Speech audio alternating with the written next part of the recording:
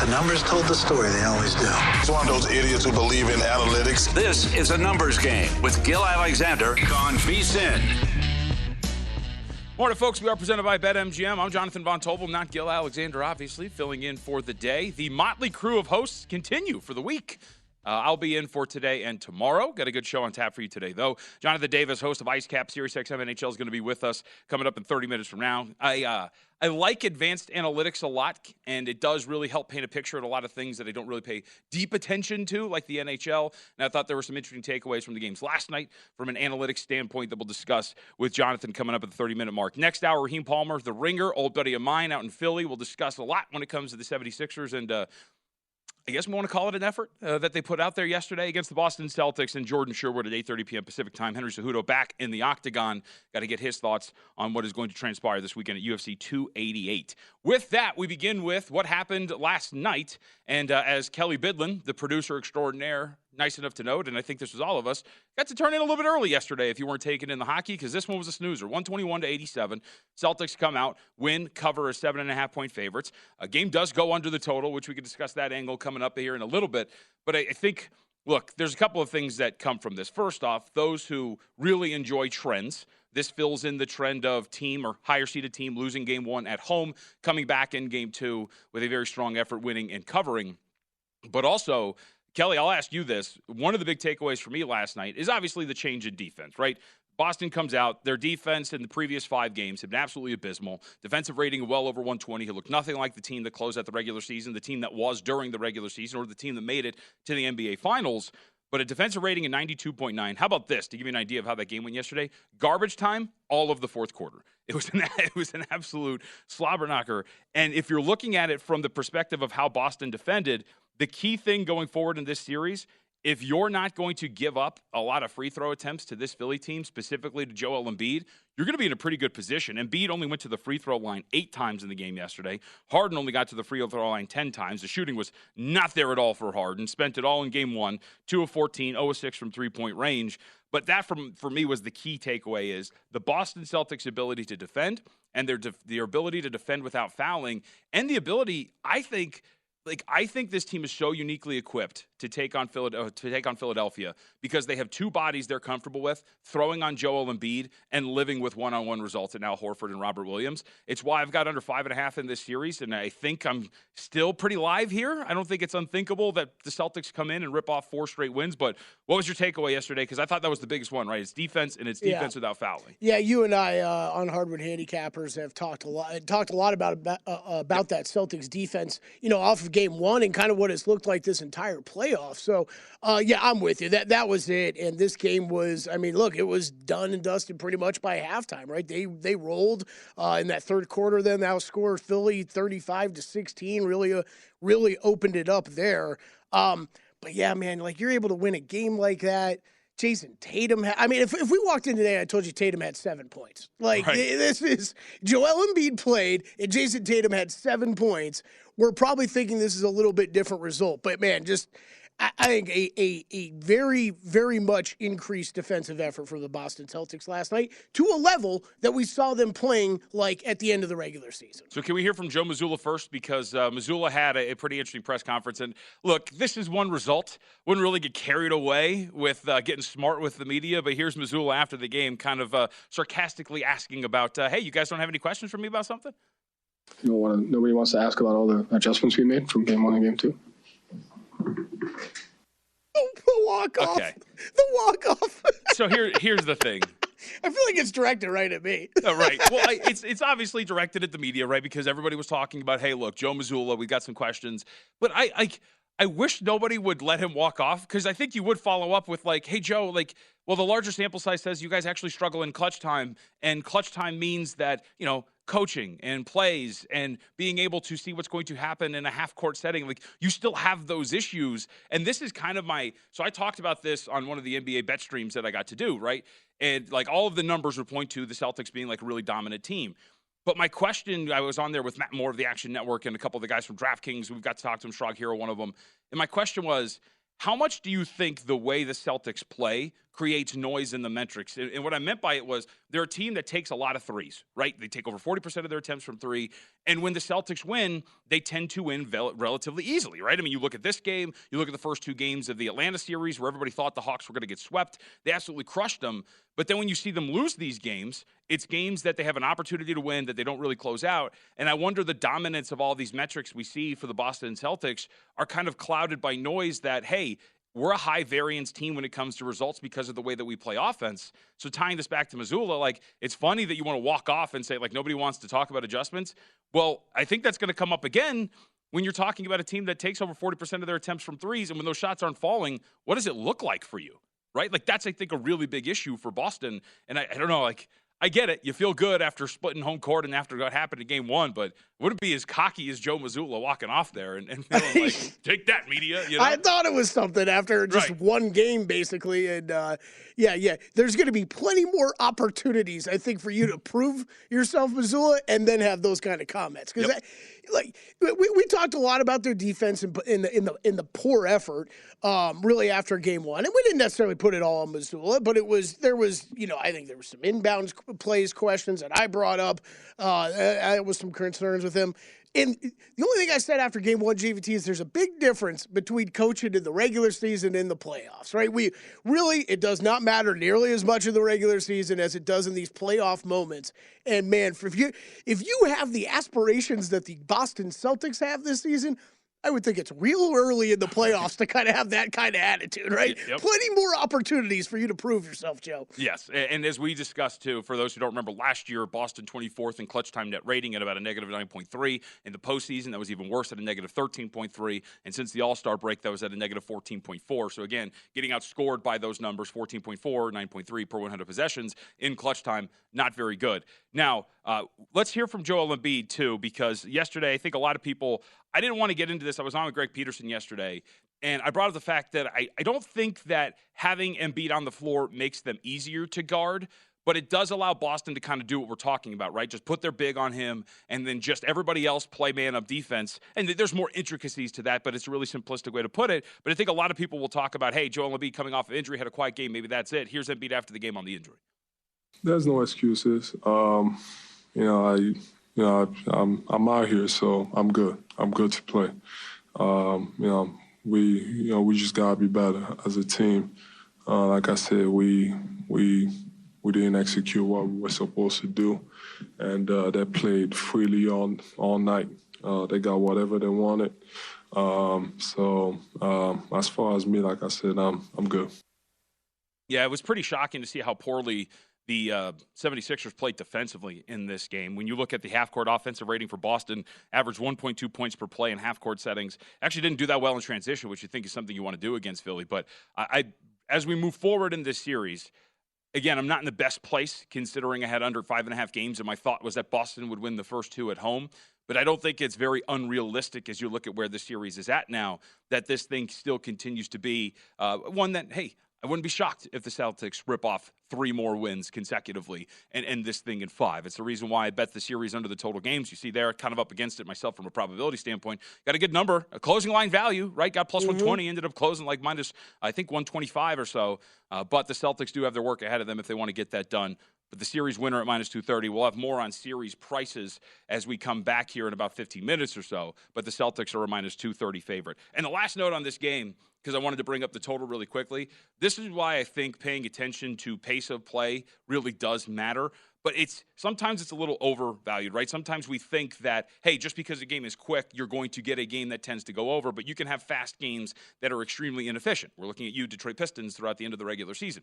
But you can have some of these games where you look at game one, and that game had 89 total possessions for the Philadelphia 76ers. And it's something that Kelley and I discussed on the Harvard Handicappers podcast yesterday, which is, all right, you're probably going to get this slow pace yet again. The question is just, is there going to be a dip in efficiency with both teams average nearly 1.27 points per possession in that game, and sure enough, that efficiency dips off. It was only on one side, but you get that dip, and this thing crashes down in terms of the total pre-flop and comes well under the total, and it's an angle to watch as you kind of move forward throughout these series and those ebbs and flows, because the interesting part is the market does adjust those totals. That was a big reason why you bet that thing under yesterday, right? Because the first total was 214.5, readjust over to 218.5, right? I think you had 218.5, didn't you? 219. 210.5. See, okay, so it even opened higher, but that's an adjustment you probably shouldn't make because of an outlier shooting performance.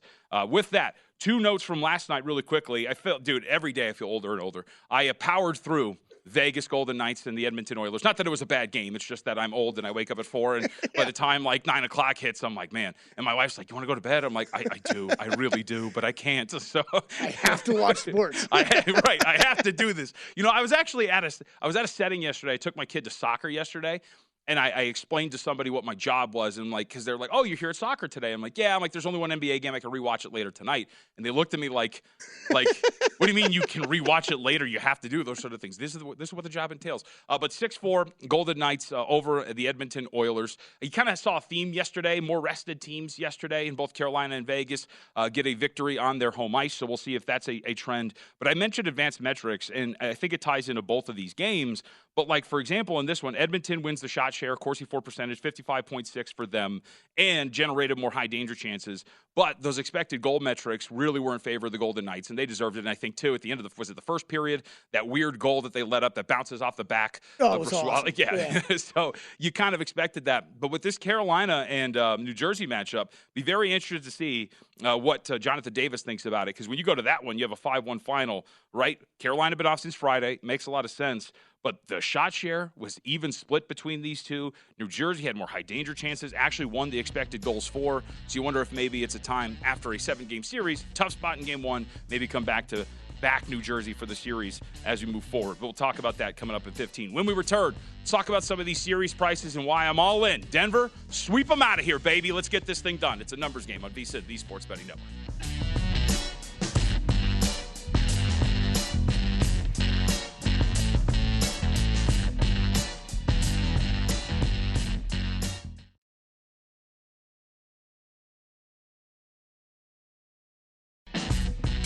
A numbers game on VSiN, the Sports Betting Network. It's time to download Nevada's premier sports betting app, BetMGM Sports. BetMGM has all your favorite wagering options, along with in-game betting, boosted odds specials, and way more. Download the BetMGM app today. Stop by any MGM casino on the Strip with your state-issued ID to open an account and start placing sports bets from anywhere in Nevada. Whatever your sport, whatever your betting style, you're going to love BetMGM's state-of-the-art technology and fan-friendly specials every day of the week. Visit BetMGM for terms and conditions. Got to be 21 or older, physically located in Nevada. Please gamble responsibly. If you have a gambling problem, 1-800-522-4700 is the number. You're just tuning in here on a numbers game. You're like, wow, that's kind of a husky and mysterious voice. That's not Gil Alexander. I'm Jonathan Von Tobel filling in for today and tomorrow. Kelley Bydlon still here, so the numbers game crew still intact. Social question. I have plans later today. Ooh, okay. I'm going to a dog's birthday. Oh, my God. Now, here's the thing. I love this topic. Let's go. Let's go. Here's what do you got? I have two things on it. First do you have off, to bring a gift? That's your question. the main question. Do I stop by like a high scale puppy bakery and just grab like some of those like cheap treats you can throw into a bag and like bring it? Because here's the thing, I'm not sure how it works. First off, I've been told there's an open bar.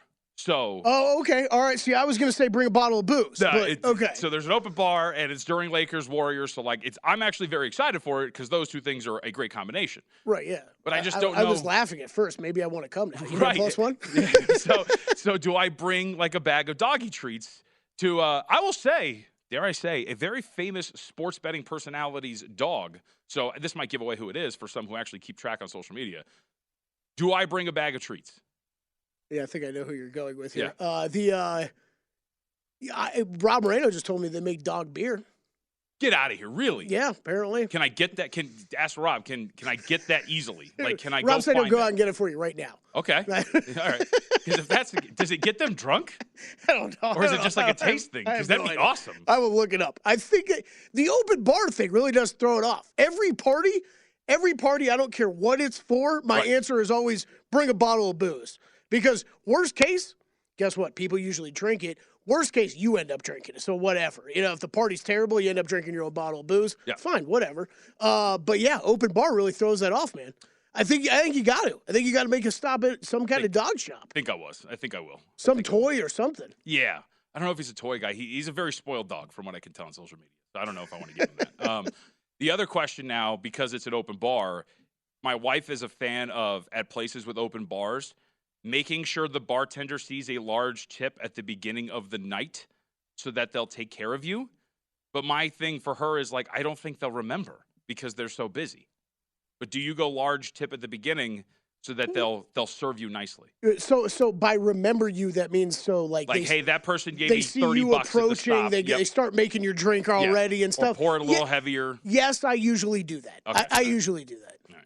Just want to make sure. Yeah, dog birthday at a restaurant. I don't know if the dog's going to be there. At a restaurant, dude? Yeah, like I was just wondering why they're having an open bar. Now that makes more sense because it's at a restaurant. Lifestyles of the rich and famous, man. Whew. I'll never understand. Man, bought my dog a cake once. JVT and the Vegas Elite. That's what I do, man. That's what I do. I gotta rub elbows with all these great people. All right, so wait, do you have a dog? I know. Like I was just to say, you don't even have a dog. No, used to, but now, since we got kids, we didn't feel like we would give her the life she deserves. So my best friend now has the dog. Oh, okay. So like I've had a dog before, and I grew up with dogs. So like I've thrown a dog birthday myself, but it's not one where I've invited people. Like I've gone to go get a dog cake and just gave it to my dog. I have a picture on my phone of it, but like a whole party is that's a little next level. Yeah, right. Yeah.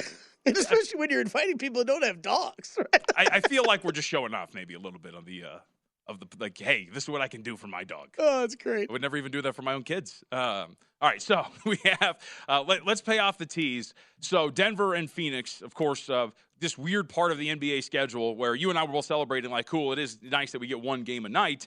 But at the same time, it is a little weird when you get all these days off in between games when you're changing settings, but gives the teams a chance to get rested and ready to go. So I mentioned Denver and Phoenix.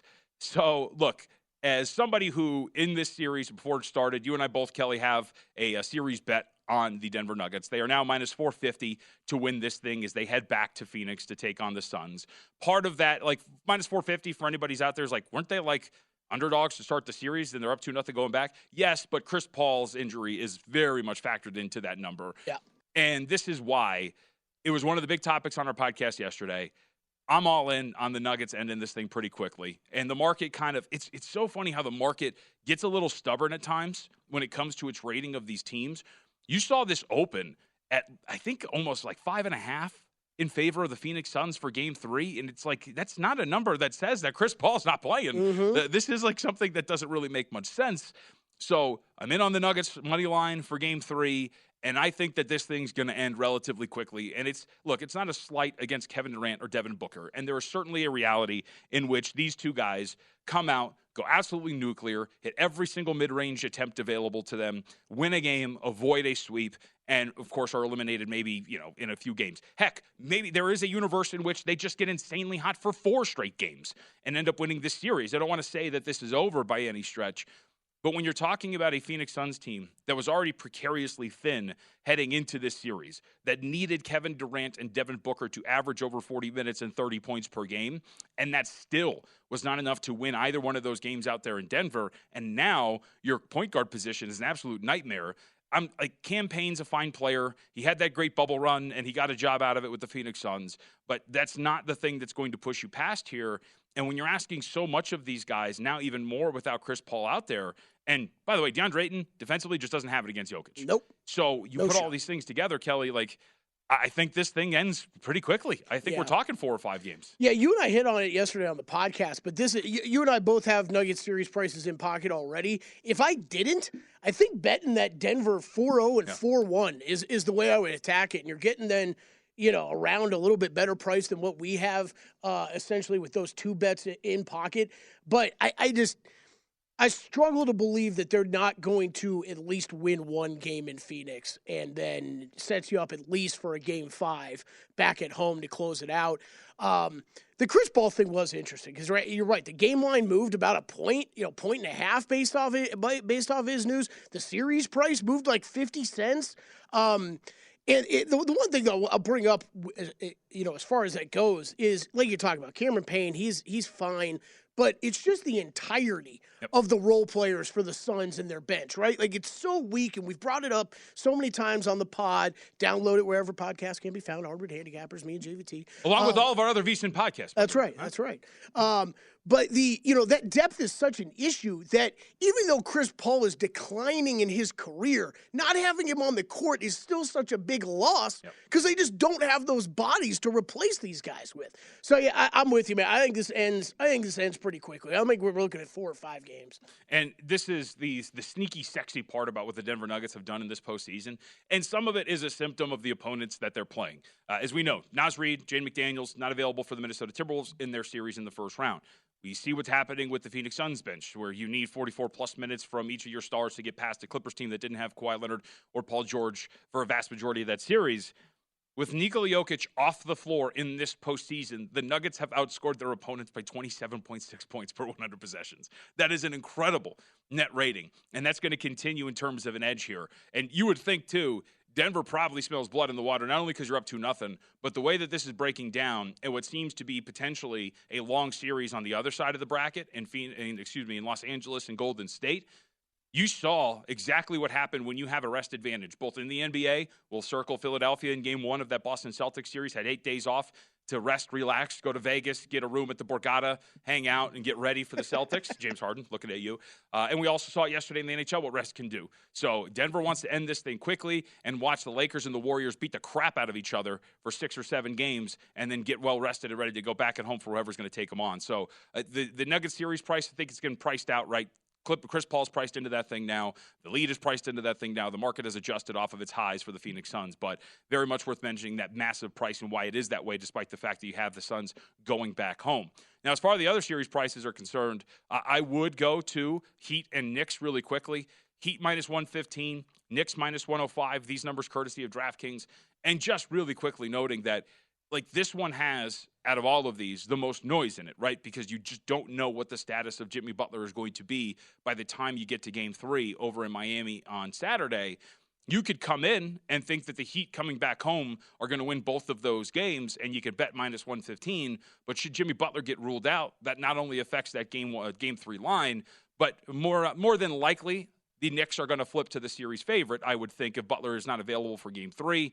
Well, what do we think? It probably like a flip of just minus 115 to minus 105, like the other way around for the series price. But Butler's presence or lack thereof does create a lot of noise here. And sometimes it's the boring answer, but you really don't see a lot here when it comes to these series prices other than, and we'll get to this series, of course, because they play tonight, the Golden State Warriors. If you were somebody who believed that the Warriors were in a good spot to win the series but didn't want to back them because of the scheduling situation in Game 1, which came to fruition, and they end up losing that game outright. Warriors plus 145, which, of course, Lakers lead that thing 1-0. Yeah. All right. Go ahead. I was just going to say, I think we probably, if you were interested in getting in on the Celtics, you probably missed your good opportunity before that last game last night. And Heat Knicks, yeah, we've talked about it a lot, but this is so injury dependent, it's hard to really go any direction right now. Jonathan Davis, SiriusXM NHL, joins us next here on A Numbers Game.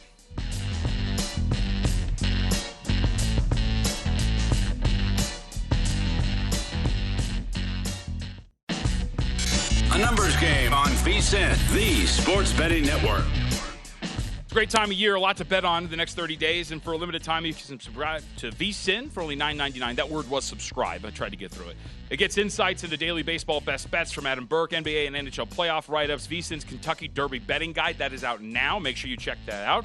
The most exciting 2 minutes of sports coming up on Saturday. Only VSiN Pro subscribers get access to our daily recap of the top plays via VSiN show hosts and guests as well, plus tools like betting splits, prop analyzers, which are a lot of fun too, especially in these NBA postseason series, and a top experts leaderboard here at VSiN for betting records, profit, ROI, and more. Sign up now, $9.99 at vsin.com/subscribe. Always want to stress that entails everything that we do here at the network. So $9.99 for a month, and it gets you in on every single thing that is up on that website that we have to offer. Okay, with that, let's welcome in our next guest, Jonathan Davis, host of Ice Cap SiriusXM NHL, host of the Show Me the Money hockey betting podcast as well, West Coast HKY up on Twitter. It's early. I apologize. Jonathan, good name, by the way. I think I've always told you this, but Jonathan to Jonathan, and you spell it right. Very, very solid first name. So let's start with a little bit from what we saw yesterday. And I wanted to ask you because, somebody who covers the NBA, don't get to watch a lot of night-to-night hockey. So last night was one of the first few nights of the playoffs. I got to sat down and watch a lot of stuff, and especially when it came to Vegas and Edmonton. And I wanted to start there. When you looked at what transpired yesterday between Vegas and Edmonton, I was kind of looking around, and the one blemish I could kind of find for the Golden Knights from there yesterday is 2 of 3 on power plays for the Edmonton Oilers. Is that something that's going to maybe hamper the Vegas Golden Knights as they move forward in this series? Their power plays weren't very great in terms of killing those opportunities for Edmonton.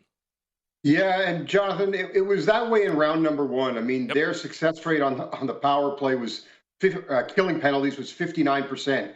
That's way too low. You need to be really closer to. You need to be in the 80s, maybe the high 70s. So yeah, and you've got an Edmonton Oilers team that was at a success rate of 56% in round 1. So Vegas has got to stay out of the box, absolutely. But yeah, look, last night was.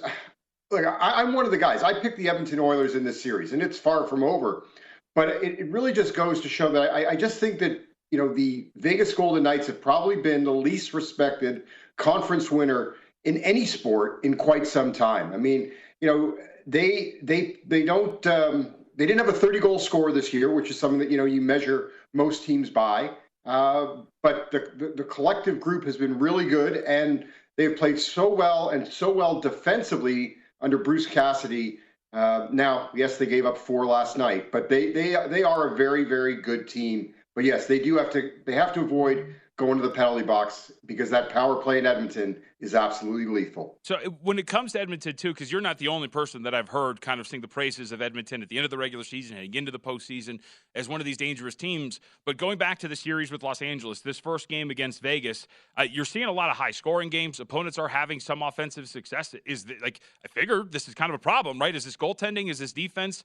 I feel like at some point you got to buckle down here, and you can't be giving up on average 3 goals a night.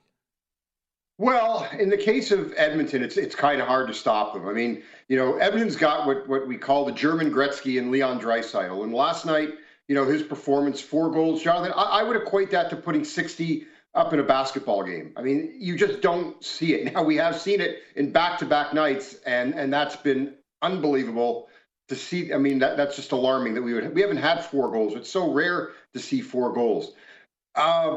But yeah, I mean, look, what Vegas really prided themselves on was, look, they did a great job of shutting down Winnipeg, but this is a totally different beast with the Edmonton Oilers. And saying that, you look at all their games during the regular season, I think they had 3 4-3 games, the Oilers winning 2 of the 3, and then 1 7-4 game that Edmonton won in Vegas at the end of the year. So we're going to see goals. So from a betting standpoint, if I haven't taken a look yet for what the line is for game 2, but if there's a 6.5 out there, you better grab it now.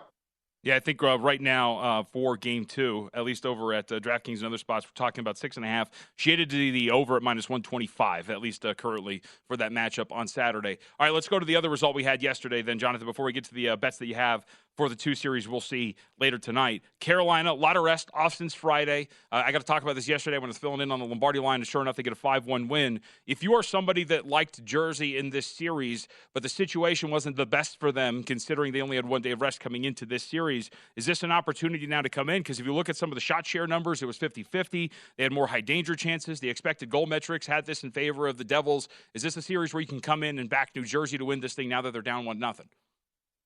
Well, I think so. I mean, look, I have New Jersey. I played New Jersey in 5 and New Jersey in 6, pre-flop. I'll still jump on New Jersey. I'll be honest with you, JVT. I mean, this is the series that I have the least interest in. I love the Carolina coach, Rod Brindamore. JVT, he could beat the snot out of both of us still. I mean, the guy is built like he's built like a Mack truck. And that's the way his team plays. They're just not very exciting to watch, but defensively, they do a great job of shutting teams down. In saying that, I wouldn't worry about this New Jersey team. We saw them get off to a slow start against the Rangers. To me, they are the more talented team. They match up in a lot of ways. I think they've got the matchups against Carolina, like those numbers showed last night. I'm not worried about game 1. And we've seen the success of road teams in the playoffs. It's now, 33-21, I believe, after last night with both home teams winning. I would definitely jump on New Jersey in game number 2.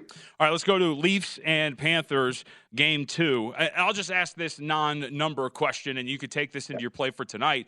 Is there a letdown almost to a certain extent where, like, look, for some reason my Twitter feed has devolved into a lot of Toronto people, and I don't know how that happened, but, like, it felt like it was almost like winning the Super Bowl, getting out of that first round. Like, that was like, finally, we did it. Okay, now whatever happens, happens. And it seemed like that in game 1. What's the bounce back like here in game 2? Well, JVT, Toronto people are everywhere. I mean, I was raised there, and Leaf fans. Leaf Nation is kind of like, Yankee fans, Cowboy fans. They're like cockroaches. They just keep coming at you. I think there is a bounce back from Toronto. Again, I think this is a 6-game series. I think Florida wins it. But yeah, I think there could have been a letdown. After finally getting over that 19-year hump of not getting out of the first round. So yeah, I would look to play Toronto in this one in game 2, simply because I said, I think it's a 6-game series. I don't care how you get there. I just don't see the Leafs getting swept, and I see them defending home ice tonight.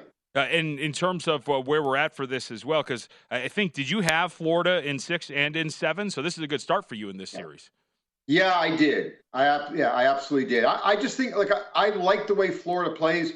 They're led by Matthew Tkachuk, who, Connor McDavid has already won the MVP. I mean, it's not a race. That race was over in January, so we'll see when the ballots come out. But I think when you see the ballots come out, Matthew Tkachuk from the Florida Panthers, I think will be number 2 on most people's ballots. He was great in game 1. There's a nastiness to this Florida team that I just still think that Toronto just doesn't have. I think they're a team that is built more for the regular season than they are for the playoffs. And if they keep getting the goaltending from Sergei Bobrovsky, who's had a renaissance, kind of like he did when when he was playing for Columbus and they knocked out Tampa, 5 years ago, he did it to Boston. He's doing it to Toronto right now. I really do like Florida in this series. All right, game 2, Dallas and Seattle. Not often that you get 4 goals from Joe Pavelski and you lose a game. That's exactly what happened in game 1. Kraken right now find themselves plus 165 underdogs thereabouts, minus 195 or as high as minus 210 as you see the screen right there if you're watching up at VSiN.com. What do you make of this bounce back here for Dallas against the upstart Kraken that have some VGK vibes from their first year in the league? Yeah, I mean, look, I think Dallas is the better team, but I've been a huge Seattle supporter. Look, the value is there with Seattle. No question about it. I just don't see Dallas losing 2 at home. These 2 teams played tight games during the regular season. They had 2 of their 3 games in the regular season went to overtime. But I do see a bounce back from Dallas. In saying that, I mean, look, the way Seattle approaches things, they had 15 players that scored goals in round number 1. In game number 1 in this series, they had 5 different goal scorers for their 5 goals. They had 11 different players with points. It is truly a team, and so they make it tough for you. I just see that Dallas. I really like the way that they came back. Obviously, I thought they had a good start in overtime. It was a fortuitous goal by Yanni Gourde to win it. But here's the thing with the Kraken that's different from what Vegas did in year 1. I mean, the Kraken are a team that have 7 players that have been to the Stanley Cup final in their history. So, and for them this year, guys, together, the big thing for Seattle is, their year 1, they were still dealing with a lot of the issues with COVID. They never got a chance to really get to know each other. And, I was told back in January, right from the start this year, that's been a big thing. This is truly a group of guys that now know each other, really like each other. They play hard for each other. Jonathan, we are up against it, but thank you very much, sir, for the time. We appreciate it. Have a good one and good luck tonight. You as well, JVT. Thanks for having me, guys. Appreciate it. Again, West Coast HKY up on Twitter, West Coast Hockey. You learn something new every day. There you go. That I know that in the impending nuclear war, cockroaches would survive, right? That's the thing. Mm-hmm. Now Torontons, I guess, are the other thing that would survive. Considering that I'm not the one that likened them to cockroaches. I'm just saying. Someone going to post a prop tonight of does a team have a player that scores 4 goals and lose? Because that's happened 2 nights in a row now. All right, we'll come back. The hottest better in sports. Kelley and I might have cooled them down. We'll tell you about that when we return.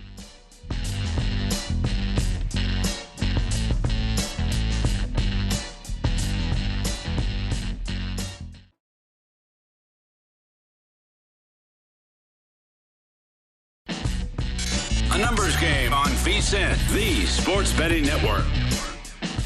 BetMGM, an authorized gaming partner of the NBA, hits the court with a special playoff parlay insurance offer. Place a one-game parlay of 4 legs or more. Get back a bonus bet up to $25 if you miss one leg. Enjoy the playoffs like never before with BetMGM's daily promotions, boosted odds specials, and parlay selection features throughout the postseason. Log in now or sign up, opt in, get a $25 bonus bet if one leg in your one-game parlay falls short. BetMGM and GameSense remind you to play responsibly. Visit BetMGM.com for terms. Got to be 21, new and existing customer offer. All promotions subject to qualification and eligibility requirements. Rewards are issued as non-withdrawable bonus bets, which expire 7 days from issuance. Please gamble responsibly. And if you have a gambling problem, 1-800-GAMBLER is the number. Offer not available in Washington, D.C., Mississippi, Nevada, and New York. Jonathan Von Tobel here filling in for Gil Alexander. Will also be along tomorrow. Kelley Bydlon is in his usual spot here on A Numbers Game. So I mentioned that we might have cooled down the hottest bettor on the planet. This is, I think, a really fascinating story. And I think there's a lot of ripple effects to a story like this. Because, one, it's fun.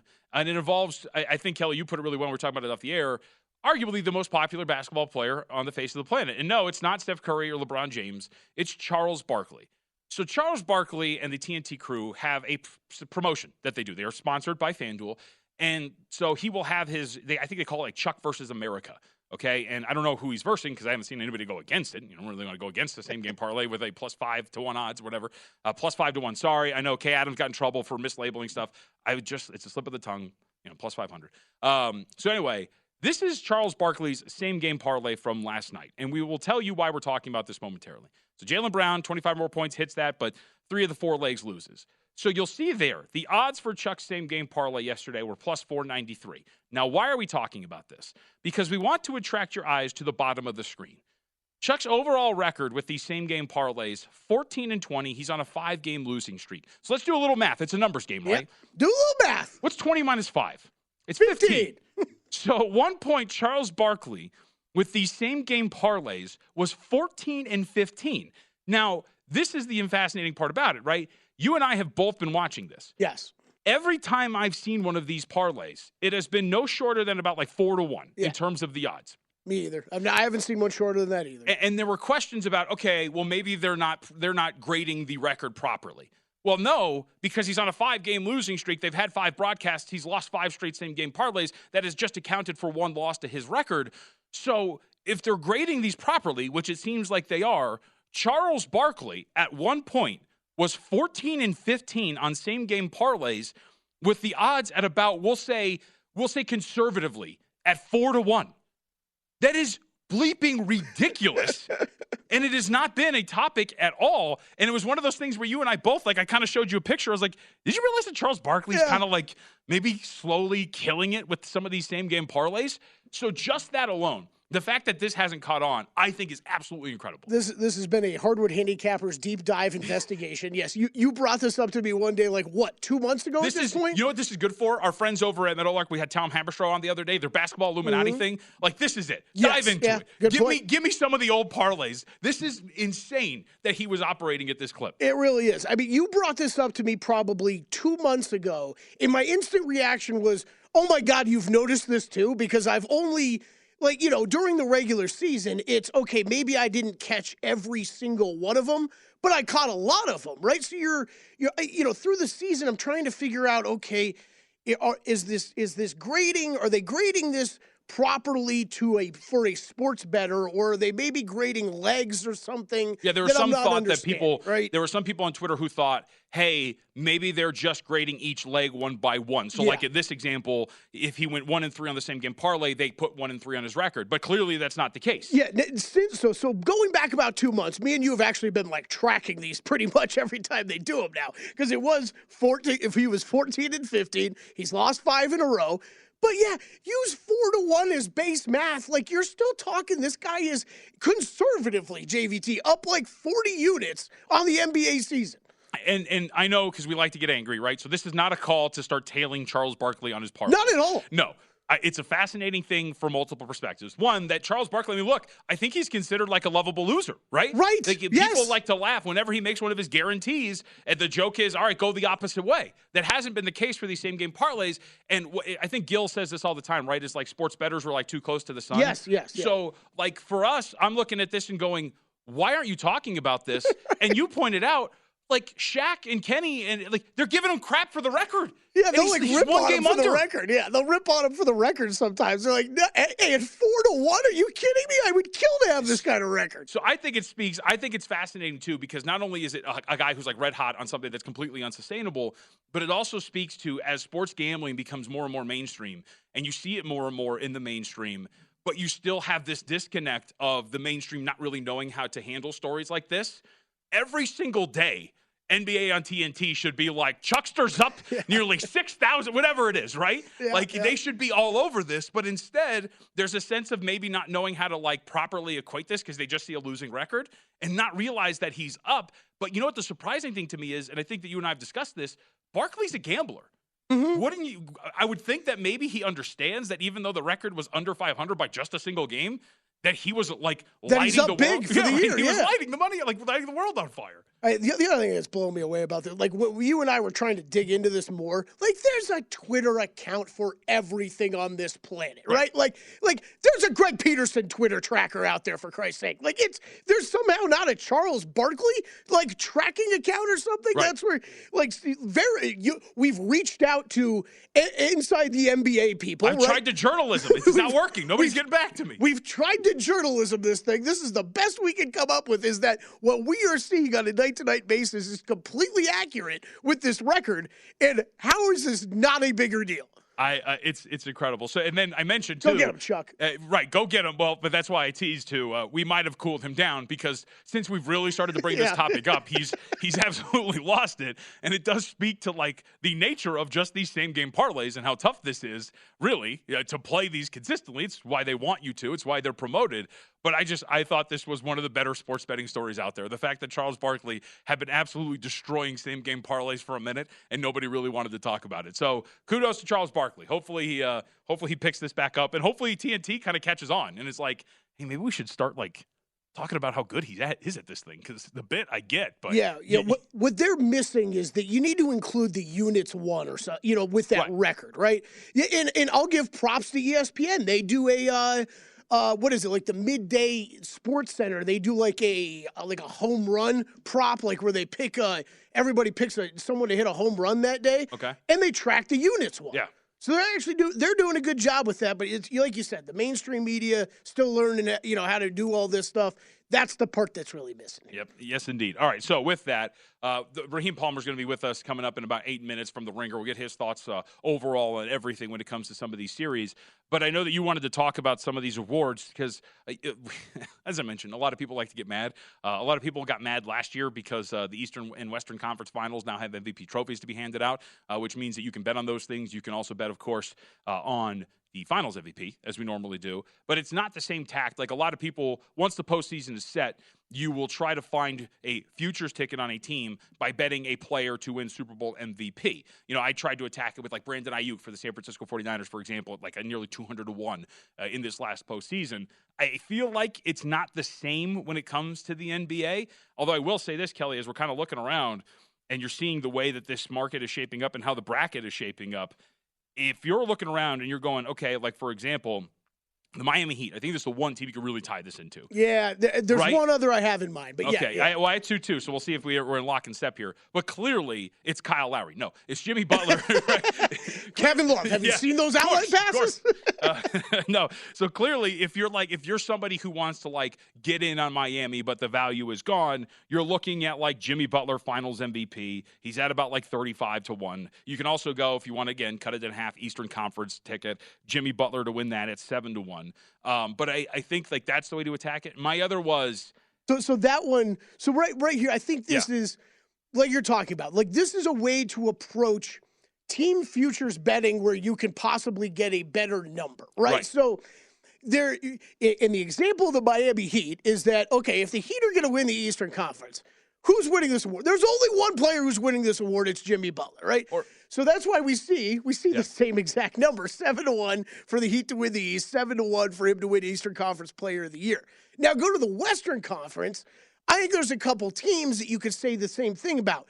Nuggets with Jokic, Warriors with Curry, and maybe that one gets a little murkier. I think Nuggets with Jokic is probably a better one, but like that one, there's a little bit of value, right? You have the Nuggets currently at plus 130 to win the West. Jokic to win Western Conference Finals MVP at plus 155.